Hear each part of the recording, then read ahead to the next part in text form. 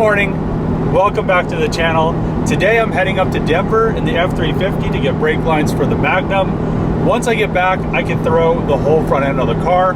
So it should be around 5 hours to get up there and get back. Guess I'm out in the boonies getting this Charger stuff. And there's the parts car over there on that trailer. Check it out.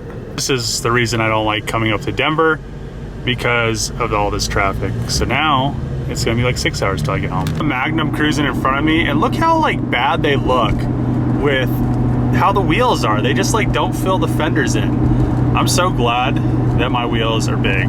Just got back from Denver, got everything I needed for the Magnum. I got a rear carpet from a Charger. It's dirty, just needs to be cleaned. Once it's clean, it'll be good to go. I also, from the same car, was able to get the brake lines, and the guy also let me have the ABS pump and the pedestal. So now I have everything I need to put the front of the car back together. When I was coming back from Denver, a guy that watches the videos said he had a set of Bilstein struts. So I bought the whole set of them. I only needed one, but now I have spares. So what we're gonna do now is I need the rails out of the Challenger for the seats. So it's still kind of warm out. Tonight it's gonna be really cold and I don't have any light outside, so it'll be dark. So let's get the rails out of the Challenger. Went and grabbed some stuff to get rid of this calcium lime deposit that is on the driver's side fender well. And I'm guessing that's because they were using water as coolant and it was boiling over, and that's just the residual. They must have used a lot to have it be that thick, or their water had a lot of minerals in it. But we got this, should work. Let's spray some of it on there, and it shouldn't really need to be scrubbed. So hopefully it removes all that white stuff because it really looks bad. So gave it a nice coating with that stuff. I also got the ABS pump, so I'm gonna throw this on to that bracket. The pumps are just a little bit different, and the brackets are the same. Throw the pump on the bracket, put the pump in, bolt all the lines to it, and we'll be good with the whole braking system other than bleeding it. Tried to throw the bracket off of the older pump. They're similar, but the bracket doesn't actually bolt on, so it's a little bit different. And what I'm gonna have to do is I'm gonna have to get a newer bracket for this pump.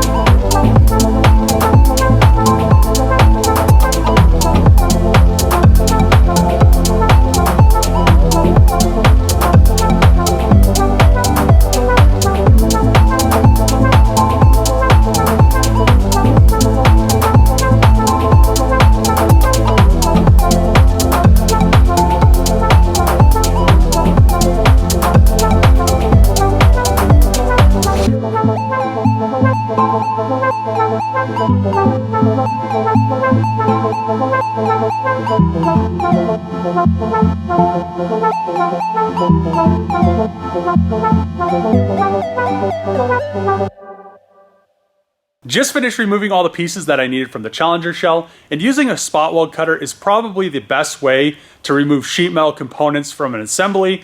I will put all the links in the description down below for the spot weld cutter, the drill, etc. So now we have the seat rails right there, and using a spot weld cutter pretty much ensures that you don't damage the pieces that you're taking out. Obviously you don't want to bend them or anything like that, so drilling through the spot weld and then all you use is a screwdriver. Sometimes they get a little bit stuck, so you just have to give it a little tap with a hammer, but they come out extremely well. I label them, this is the left side or driver's side, just so I don't mix them up and weld them into the wrong side. And after we get these in, the seats will fit in perfect and they'll be the correct height. And also the carpet will fit in really nice. I also, as you guys saw, I drilled out the tranny tunnel piece. The reason I took this piece out, I really didn't need to remove this, but then I was thinking about it, and to bolt down the Challenger center console, it needs this bracket. I could have used riv nuts, but at the end of the day, drilling these spot welds out didn't take that long, and now we have this whole piece. If I ever want to convert the car to a manual, now I have the piece right here in the holes there, so it'll have the cover and everything will be good there. So if I ever want to put a TR6060 in it, all I have to do is get the manual cover to cover this, and then we'll be good to go there. So now what I need to do is I need to come in here, remove the dash, remove the Challenger seat that I kind of set in there and bolted in, remove all the interior pretty much, and then also I'm going to pull the headliner out just so I don't fling any sparks up into it. And then what we're going to do is take these rails out of the Magnum, put the Challenger ones in like I said before. So everything will go extremely smooth, shouldn't have any issues. The subfloor is all the same, and also a lot of this stuff is all the same. But one thing to note, if you're going to do this rail right here, technically you really don't need to remove it. What I'm going to do is I'm just going to section it because there are some spot welds under it. As you can see over here, that's what I did. I cut the pieces a little bit further back, so when I section them in, I could grind them down to the correct fit and then just MIG weld them across and it will be just fine. I mean, they really only offer a little bit of support. It's not going to change much in the end result. And then we'll have the seats in there and everything will be good to go. The carpet will fit and the center console will fit. So I think we're making quite a bit of progress. Some drilling spot welds out is pretty tedious, just so you guys are warned. But other than that, I mean, once you get the hang of it, and as long as you're using a very good spot weld cutter, I would not go with any cheap ones. The cheap ones really want to walk around, and it's a problem. So even the good ones want to do it, but the good ones last a lot longer. Like I have said before, this spot weld cutter that I was using was the same one I used for my truck F350 rebuild. I used it for the whole Hellcat, and I used it for the whole Challenger front end. So it's cut a lot of spot welds out. The one thing about them, I think they're carbide. I'm not exactly sure what they're made out of, but when they want to die, they pretty much eat themselves. So let's find it right here. This one is probably the least destroyed one that I've had, but they pretty much just usually crack in half. So they last a long time. I would really recommend using some lubrication on them. It makes them last a lot longer. I just use penetrating fluid. Every time I drill a spot weld, I dip it a few times just so it's saturated and so it doesn't overheat. And I think that helps it with without overheating. It lasts that much longer. Now that I have the dash removed again, as well as the HVAC assembly, one thing I need to put in, like I've said before, there is a body control module. As you can see, this plate is not actually there. So this plate just gets welded on there, and then the body control module bolts to that plate. The other reason I needed to remove the HVAC assembly was to get the spot welds up here, because this whole piece, as I showed you over there, I'm going to replace it with the Challenger one. They're exactly the same, except this one goes back a little bit further. What I've decided to do, since I cannot remove this calcium deposit from the engine bay without actually damaging the paint underneath, the new plan is to remove the drivetrain. We're going to paint the engine bay, make this thing look proper. Dodge never actually added clear coat to the inside of the engine bay, so when I repaint it, it'll look like the Hellcat engine bay, nice and glossy, just like the exterior paint. Another thing, when I drop the drivetrain, I'm not going to remove the engine and tranny from the 6.4 subframe. What I'm going to do is I'm going to utilize the V6 subframe, and I'm going to remove the engine and transmission from that subframe, and then bolt that subframe into the Magnum once again.